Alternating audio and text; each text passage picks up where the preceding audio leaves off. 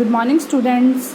Yesterday we have discussed about Tariq and Tabarik. Now we will discuss about new topic from garrison town to empire. garrison शहर से सत्ता तक. The expansion of the Delhi सुल्तान. किस तरीके से दिल्ली सुल्तानों ने अपना राज्य को फैलाया था. तो सबसे पहले हम गैरसन टाउन को समझते हैं. गैरसन का मतलब क्या होता है. गैरसन एक ऐसी जगह होती है जहाँ पर सिर्फ सेना ही रहती है या सेना के रहने की जो शहर होता है जिसे हम हिंदी में छावनी भी कहते हैं. तो गैरसन का मतलब होता है सेना के रहने का शहर जहाँ पर सेना रहती है. तो अब ये देखते हैं कि 13वीं सेंचुरी में बहुत से सुल्तान इंडिया में आए और दिल्ली में उन्होंने सत्ता शुरू की. तो सबसे पहले तो ये देखते हैं कि गैरसन जो शहर में जहाँ पर सैनिक रहते थे तो वहाँ पर भी उन सुल्तान का बहुत अच्छा नियंत्रण यानी कि कंट्रोल नहीं था.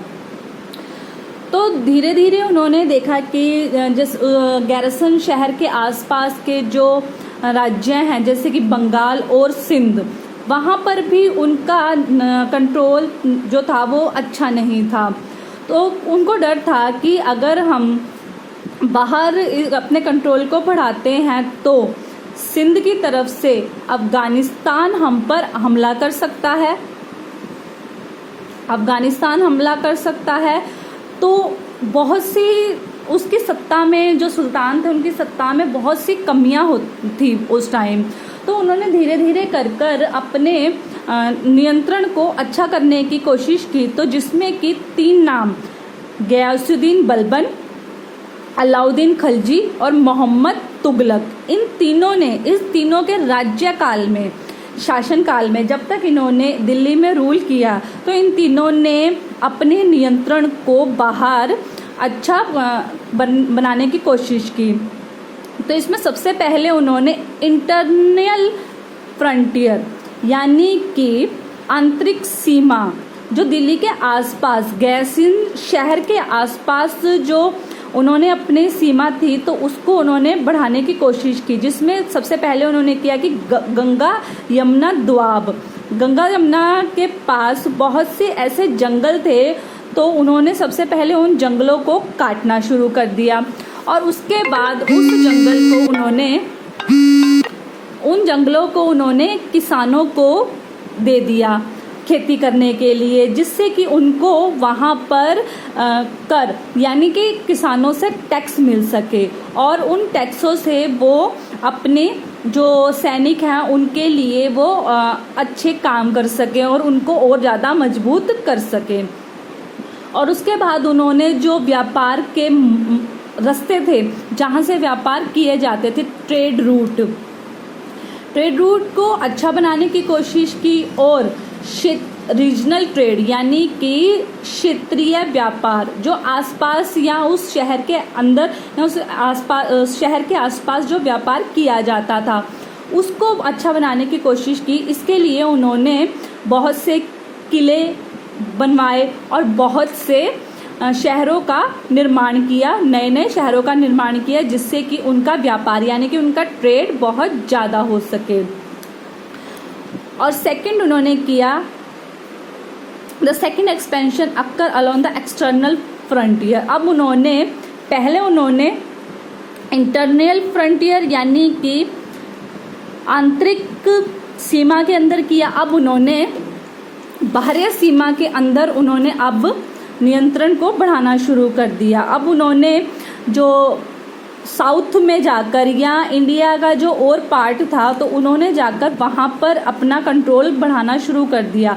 तो उसमें सबसे पहले अलाउद्दीन खिलजी, देखो अलाउद्दीन खिलजी का नाम आता है और फिर मोहम्मद तुगलक का नाम आता है. तो उन्होंने ऐसे वहाँ पर इंडिया के बहुत और पार्ट्स में जाकर वहाँ पर अपना कंट्रोल बढ़ाना शुरू कर दिया और अपने सैनिकों के लिए उन्होंने एलिफेंट, हॉर्स और गुलाम खरीदने शुरू कर दिए और बहुमूल्य वस्तुएं जैसे कि हीरा, सोना, चांदी और इस तरीके से उन्होंने बहुत सी चीज़ें खरीदनी शुरू कर दी, जिससे कि उनके जो सैनिक हैं तो